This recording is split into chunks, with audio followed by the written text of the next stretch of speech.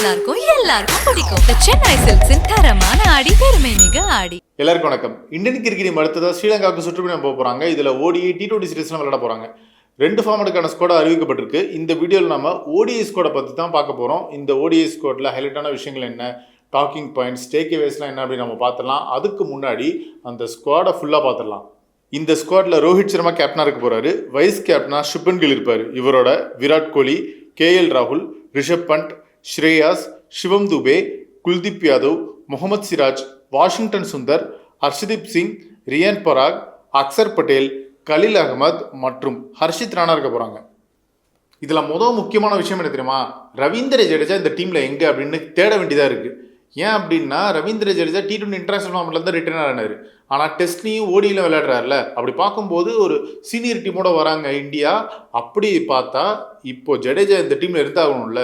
இதில் இன்னொரு கேள்வி இருக்குது, இந்த ஸ்குவாடை எதை மனசில் வச்சு எடுத்தாங்கன்ற ஒரு கேள்வி. அதாவது என்னென்னா, இந்த 2025 சாம்பியன்ஸ் ஆஃப் மனசில் வச்சு தான் எடுத்தாங்களா அப்படின்னா, அப்போ ஜடேஜா எடுத்தாகணும்ல. அவர் ஒரு முக்கியமான பிளேயர்.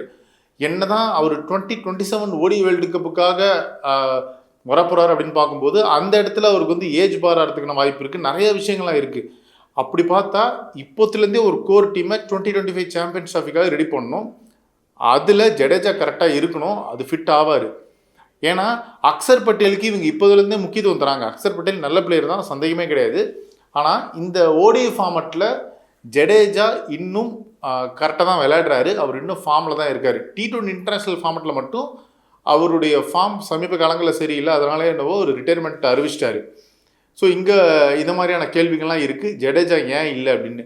இது எல்லாத்தோட ஒரு முக்கியமான விஷயம், இந்த ஓடிஐ ஸ்குவாடில் 4 முக்கியமான ஆல்ரவுண்டர்ஸ் இருக்காங்க. அக்சர் பட்டேல், வாஷிங்டன் சுந்தர், சிவம் துபே, ரியான் பராக்னு 4 பேர் இருக்காங்கல்ல. ஸோ இந்த 4 பேரை தாண்டி ஜடேஜா மிஸ் ஆகிறாரு. அப்படி பார்த்தீங்கன்னா ஜடேஜாவை தாண்டி இவங்களுக்கு முக்கியத்துவம் தர ஆரம்பிச்சிட்டாங்களா, ஜடேஜாவுக்கு ரெஸ்ட் கொடுக்கப்பட்டிருக்கா, இல்லைனா அவர் ஓடிஐ ஃபார்மேட்லேருந்தே ட்ராப் ஆகிட்டாரன்ற கேள்வி வருது. இதில் வர அடுத்த முக்கியமான விஷயம் அதுதான், ஹர்திக் பாண்டியாவுக்கு வைஸ் கேப்டன்சி மறுக்கப்பட்டிருக்கு ஓடிஐ ஃபார்மேட்லேயுமே. இப்போது ஓடிஐ ஃபார்மேட்டில் சுப்மன் கில்லுக்கு வந்து வைஸ் கேப்டன்சி கொடுத்துருக்காங்க. அது கொஞ்சம் ஆச்சரியமாக தான் இருக்குது. சுப்மன் கில்லை கொஞ்சம் ப்ரொமோட் பண்ண ஆரம்பிச்சிருக்காங்க எல்லா ஃபார்மேட்லேயுமே.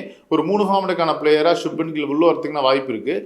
அப்படி பார்த்தீங்கன்னா அடுத்த தலைமுறைக்கான கேப்டனாக சுப்மன் கில்லை இப்போதுலேருந்து ப்ரொமோட் பண்ண ஆரம்பிக்கிறாங்க. சுப்மன் கில்லுடைய கேப்டன்சி சரியா இல்லையா அப்படின்னு நம்ம வரப்போகிற காலகட்டங்களில் தான் தெரியும். ஆனால் இப்போது ரோஹித் சர்மாவுக்கு அடுத்தபடியாக ஹர்திக் பாண்டியா கிட்ட தான் அந்த வைஸ் கேப்டன்சின்னு இருந்தது. ஆனால் அந்த வைஸ் கேப்டன்சி பதவியும் ஹர்திக் பாண்டியா கிட்ட இருந்து அப்படியே தூக்கிட்டாங்க. இந்த ஓடிஐ ஸ்குவாடில் நல்லா கவனிச்சிருந்தீங்கன்னா ஹர்திக் பாண்டியா இந்த டீமில் இருந்திருக்க மாட்டார். தனிப்பட்ட காரணங்களுக்காக அவராக இந்த ஓடிஐ டீம்லேருந்து விலகிட்டார். அவர் T20 டீமில் இருக்கார், அது வேறு விஷயம். ஸோ சுப்மன் கில்ல இப்போது ஒரு கேப்டன்சி அசட்டாக ப்ரொமோட் பண்ணுறாங்க. அவர் மிகப்பெரிய ஒரு போட்டியாளர் அப்படின்னு BCCI நம்புகிறாங்க. அது எந்த அளவுக்கு ஒர்க் அவுட் ஆக போகுது நமக்கு தெரில, பொறுத்து இருந்து பார்ப்போம். அது போக போக தான் தெரியும் அந்த கேப்டன்சி எந்த அளவுக்கு இருக்க போகுதுன்னு. இதில் வர மிகப்பெரிய கேள்வி என்ன தெரியுமா, இந்த டீமில் ரிங்கு சிங் மற்றும் சஞ்சு சாம்சன் எங்கே அப்படின்றது தான். சஞ்சு சாம்சன் கடைசியாக ஓடிஐ மேட்ச்சில் விளையாடினாரு, அவர் செஞ்சுரிலாம் போட்டாருங்க. அப்பேற்பட்ட ஒரு பிளேயரை நீங்கள் டீம்லேயே எடுக்கலன்றது ஆச்சரியமான விஷயம். T20 ஃபார்மெட்டில் இருக்காருன்றது okay. இப்போ மறுபடியும் இப்போ ஒரு ICC டோர்னமெண்ட் வருது இல்லை, அதில் அவர் இருக்கணும்ல. வாய்ப்பு கிடைச்சா தானே அவர் ப்ரூவ் பண்ண முடியும். கேட்கலாம், வாய்ப்பு கிடைச்சதெல்லாம் வந்து அவர் சரியாக பர்ஃபார்ம் பண்ணல அப்படின்னு. அது என்னவோ ஒரு பக்கம் இருக்கட்டும். ஆனால் எத்தனை வாய்ப்பு கிடைக்கிறது அப்படின்றது தான் இப்போ கேள்வியே. மற்ற பிளேயர்ஸை கம்பேர் பண்ணும்போது சஞ்சு சாம்சனுக்கு வாய்ப்பு கம்மியாக தான் கிடச்சிருக்கு, அதுதான் உண்மை. ஸோ இப்போது 2025 சாம்பியன்ஸ் ஆஃப் நோக்கி கிளம்புறாங்க இந்தியன் டீம். அப்படி பார்த்தீங்கன்னா மறுபடியும் சஞ்சு சாம்சன் இந்த ICC டோர்னமெண்ட்டை மிஸ் பண்ணுவாரா அந்த டீமை அப்படின்றது தான் மிகப்பெரிய கேள்வியாக இருக்குது. அதே மாதிரி இன்னொரு பக்கம் ரிங்கு சிங்கை நம்ம எடுத்துப்போம். ரிங்கு சிங்கை வந்து T20 ஃபார்மட் பிளேயராக இல்லைனா ஒரு லிமிட்டட் ஓவர் ஃபார்மட் பிளேயராக ஃபினிஷராக வச்சுருந்தாங்க. அப்புறமா அவருக்கு வந்து இந்த T20 வேர்ல்டு கப்பில் மெயின் ஸ்கோரில் இடம் கிடைக்கல. ஸோ இப்போ அடுத்ததாக ஓடிஐ டீமுக்குள்ளே வருவோன்னு பார்த்தா அங்கேயும் இடம் கிடைக்கல. விஷயம் என்னென்னா, ரிங்கு சிங்க்கு லிஸ்ட் ஏ கிரிக்கெட்டில் நல்ல ரெக்கார்டு இருக்குது. இது வரைக்கும் லிஸ்ட் ஏ கிரிக்கெட்டில் 1899 ரன்ஸ் வச்சிருக்காரு. இதில் அவருடைய ஆவரேஜ் 48.69. ஸோ ரிங்கு சிங்கை தாண்டி ரியான் பராக் இந்த ஓடிஐ ஸ்குவாடில் வந்திருக்காருன்றது உண்மையிலே ஆச்சரியமான விஷயம்தான். இதில் இன்னொரு முக்கியமான பேச வேண்டியது இருக்குது, அதுதான் ரியான் பராக். போன ஜிம்பாப்வேக்கு எதிரான சீரீஸில் பெரிய அளவுக்கான பெர்ஃபார்மன்ஸ்லாம் அவர் தரல. ஆனால் அதையும் தாண்டி அவர் 2 ஃபார்மட்லையுமே உள்ளே வந்திருக்காரு. அது மிகப்பெரிய கேள்வி, $1 மில்லியன் கொஸ்டினாக இருக்குது. இதில் ஒரு பாசிட்டிவான விஷயம் இந்த ஸ்குவாடில் பார்க்கும்போது வாஷிங்டன் சுந்தரை நம்ம சொல்லலாம். ரிடம்ஷன் ஆஃப் வாஷிங்டன் சுந்தர் அப்படின்னு நம்ம வச்சுப்போமே. ஏன்னா ஒரு நல்ல ஸ்பின் பவுலிங் ஆல்ரவுண்டர் டீமுக்கு தேவைப்படுறாரு. அந்த வகையில் வாஷிங்டன் சுந்தர் நல்லா பெர்ஃபார்ம் பண்ணிட்டாரு. அந்த அளவுக்கு பிசிசி அவரை நம்புறாங்கன்ற போது ரொம்ப சந்தோஷமாக தான் இருக்குது. அந்த நம்பிக்கைக்கு அவர் கரெக்டாக இருக்கணும். நல்ல ஓடிஐ ஃபார்மட்டுக்கான பிளேயர், இன்னும் சொல்லப்போனால் லிமிட்டட் ஓவர், இன்னுமே சொல்லப்போனால் 3 ஃபார்மட்டுக்கான பக்காவான பிளேயராக வாஷிங்டன் சுந்தர் இருந்தார், இன்னும் இருக்கார். என்ன ஒரு முக்கியமான விஷயம்னா ஃபிட்னஸ் இஷ்யூ. நிறையா தடவை அவருக்கு இன்ஜுரி ஆகிட்டே இருந்திருக்கு. முக்கியமான டைமில் மிஸ் ஆகிடுவார்.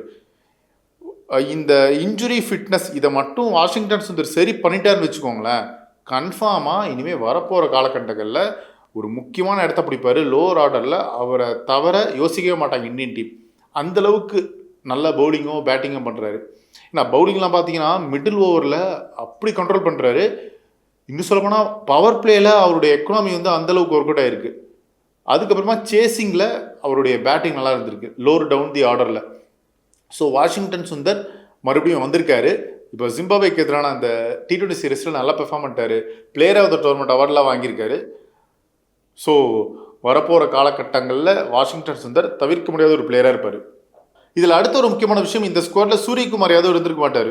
ஸோ ஓடிஐ ஃபார்மட்டில் இனிமேல் சூரியகுமார் வருவாரா அப்படின்னு மிகப்பெரிய கேள்வி இருக்குது. ஏன்னா 2023 ஓடி வேர்ல்டு கப்புக்கு முன்னாடி அவரை நிறைய இடத்துல எக்ஸ்பெரிமெண்ட் பண்ணாங்க ஓடிஐ ஃபார்மட்குள்ளே வர வச்சு. ஆனால் எதுவுமே சரியாக ஒர்க் அவுட் ஆகலை. ஸோ அதை அப்படியே முடிச்சிட்டாங்க, என்ன வேணாம் அப்படின்னு. இப்போ என்ன பார்த்தீங்கன்னா அவர் டோட்டலாக T20 ஃபார்மட்டுக்கான பிளேயராக மாறி லீடர்ஷிப் வேறு அவர் கொடுத்துட்டாங்க. ஸோ சூரியகுமார் யாதவ் இனிமேல் T20 ஃபார்மட்டுக்கான பிளேயராக தான் இருக்க போகிறாருன்னு இதன் மூலமாக தெரியுது. அதே மாதிரி முக்கியமான விஷயம், ஓடிஐ ஃபார்மட்டில் வர்றது மிகப்பெரிய டவுட் தான். சரி, இதில் அடுத்த முக்கியமான விஷயம் என்னென்னு பார்த்தீங்கன்னா, அதுதான் 2 முக்கியமான பிளேயர்ஸ் டீமுக்குள்ளே வந்திருக்காங்க. அதுதாங்க நம்ம ரோஹித் சர்மா, விராட் கோலி. வேற யார்? ஆக்சுவலாக ரோஹித் சர்மா, விராட் கோலி, பும்ரா இந்த 3 பேருமே வந்திருக்கணும். பும்ராவுக்கு மட்டும் ரெஸ்ட் கொடுக்கப்பட்டிருக்கு. ஆனால் இவங்க 2 பேருமே ரெஸ்ட் கொடுக்கப்படல. ஏன்னா 2025 சாம்பியன்ஸ் ட்ராஃபி வரப்போது, இப்போத்துலேருந்தே ரெடி ஆகணும். கரெக்டாக ஒரு 6-7 மாதம் தான் இருக்குது. அதனால் இந்தியன் டீம் இவங்களை நம்புகிறாங்க, இந்த சீனியர்ஸ் இருக்கணும் அப்படின்னு பிசிசிஐ முடிவு எடுத்துட்டாங்க. பும்ரா ஏன் இல்லை அப்படின்னு பார்த்தீங்கன்னா ரெஸ்ட் தான், ஒர்க்லோட் மேனேஜ்மெண்ட். அவர் வந்து ஒரு வேர்ல்டு கப் ஹீரோவாக இருந்தார். மேபி வரப்போகிற ஓடிஐ சீரீஸில் உள்ளே வரத்துக்குலாம் வாய்ப்பு இருக்குது. இதில் ஒரு சர்ப்ரைஸான பிக் இந்த ஓடிஐ ஸ்குவாடில் பார்த்தீங்கன்னா ஹர்ஷித் ராணா உள்ளே கொண்டு வந்திருக்காங்க. KKR டீமுடைய bowler. அவர் அசோசியேட்டாக தான் இருந்திருக்காங்க. கௌதம் கம்பீரும் கேகேஆர், ஹர்ஷித் ராணா எல்லாமே. இப்போ என்னென்னா இந்த சீனியர் பிளேயர்ஸை தாண்டி ஹர்ஷித் ராணாவுக்கு வாய்ப்பு கொடுத்துருக்காங்க. போகிற போக்கில் தான் தெரியும் இவர் வந்து பிளேயிங் லெவனுக்குள்ளே வருவாரா அப்படின்னு. ஹர்ஷித் ராணாவுக்கு லிஸ்டே ரெக்கார்ட்ஸ் கொஞ்சம் இம்ப்ரெசிவாக இருக்குது. 14 கேம்ஸில் 22 விக்கெட்ஸ் எடுத்திருக்காரு. அதில் அவருடைய எக்கனாமி ரேட் 5.54. இதை விட முக்கியமான விஷயம், ஃபர்ஸ்ட் கிளாஸ் கிரிக்கெட்டில் அவருடைய ஹையஸ்ட் ஸ்கோர் 122 வேறு இருந்திருக்கு. ஸோ ஆக்சுவலாக பார்த்தீங்கன்னா அவேஷ்கான், முகேஷ் குமார்லாம் தாண்டி இப்போது ஹர்ஷித் ராணாக்கு வாய்ப்பு கொடுத்துருக்காங்க. மேபி அவருடைய பேட்டிங் ஸ்கில்லாக கூட இருக்கலாம். லோவர் டவுன் ஆர்டரில் பவர் ஹிட்டராக வந்து கேமை கூட சேஞ்ச் பண்ணுவார், சொல்ல முடியாது. ஒரு பிஞ்ச் ஹிட்டர மாதிரி வரதுக்கான வாய்ப்பு இருக்குது. அதனால் கூட கொடுத்துருக்கலாம். இதில் இன்னொரு முக்கியமான விஷயம் இந்த ஸ்குவாடில் கவனிச்சிருந்தீங்கன்னா, ஸ்ரேயாஸ் உள்ள வந்திருக்காரு. ஏற்கனவே தெரிஞ்ச ஒரு விஷயம்தான், வரதுக்கான வாய்ப்பு இருக்குன்னு நினச்சோம். அதே மாதிரியே வந்துட்டார். நல்ல விஷயம்தான். இந்தியாவோட மிடில் ஆர்டருக்கு இவர் ஒரு மிகப்பெரிய உறுதுணையாக இருக்க போகிறாரு. கேஎல் ராகுலும் வந்திருக்காரு, அதுவும் ஒரு நல்ல விஷயம். இங்கே ஒரு மிகப்பெரிய ஒரு கேள்வி வருது, யார் பிரைமரி விக்கெட் கீப்பராக இருக்க போகிறார் அப்படின்னு. ரிஷப் பண்டா, கேஎல் ராகுலா அப்படின்னு. ஸோ அது போக போக தான் தெரியும் என்ன பிளான் வச்சுருக்காங்க சாம்பியன்ஸ் ட்ராஃபிக்காக அப்படின்னு. ஸோ இது எல்லாத்தோட கடைசியான ஒரு விஷயம் இருக்குது, அதுதான் ருத்ராஜ் கேக்வாட். உண்மையிலேயே வருத்தமாக தான் இருக்குது ருத்ராஜ் கேக்வாட் இல்லாதது. என்ன நடக்குதுன்னே தெரில. இன்னும் இந்தியன் டீமுக்காக அவர் என்ன கான்ட்ரிபியூட் பண்ணணும் அப்படின்னு நமக்கு தெரில. ஏன்னா ஓடிஐ ஃபார்மட்டில் அந்தளவுக்கான ஒரு எக்ஸ்பீரியன்ஸும் அவர் வந்து அப்பேற்பட்ட ரெக்கார்டு வச்சுருக்காரு. அது ஆச்சரியமாகவே இருக்குது. எதுக்கு அவரை ட்ராப் பண்ணாங்க அப்படின்னு. 2 ஃபார்மட்லேயுமே ட்ராப் பண்ணது தான் இங்கே கேள்விக்குறியாக இருக்குது. இப்போ சாம்பியன்ஸ் ட்ராஃபி வரப்போது, இப்போ அற்புதமான வாய்ப்பு. ருத்ராஜ் கேக்வாட்லாம் இருந்தாருன்னா அதுக்காகவே செஞ்சு வச்ச பிளேயர் மாதிரி இருப்பார் ஓடிஐ ஃபார்மட்டுக்குன்னே. ஸோ ஓடிஐ ஃபார்மட்லையுமே இல்லை, T20 ஃபார்மட்லையுமே இல்லைன்றது ரொம்ப ஆச்சரியமாக இருக்குது. பிசிசி எப்போ அதுக்கு பதில் சொல்லுவாங்கன்னு நமக்கு தெரில. அது சர்ப்ரைஸான விஷயம்தான் ருத்ராஜ் இல்லாதது. ஸோ ஸ்ரீலங்காவுக்கு எதிரான இந்தியாவுடைய ஓடிஐ ஸ்குவாட் பற்றி உங்களுடைய கருத்து என்ன? இந்த ஸ்குவாட் நல்லா இருக்கா இல்லை வேற ஏதாவது மாற்றங்கள்லாம் வந்திருக்கலாமா அப்படின்னு உங்களுடைய கருத்தை கமெண்ட் செக்ஷனில் பதிவு பண்ணுங்கள். இது ஒன் இண்டியாவுக்காக ஆனந்தன். நம்ம சென்னை சில்க்ஸின் பெருமை மிகு ஆடி சேல். தரமான ஆடி, பெருமை மிகு ஆடி.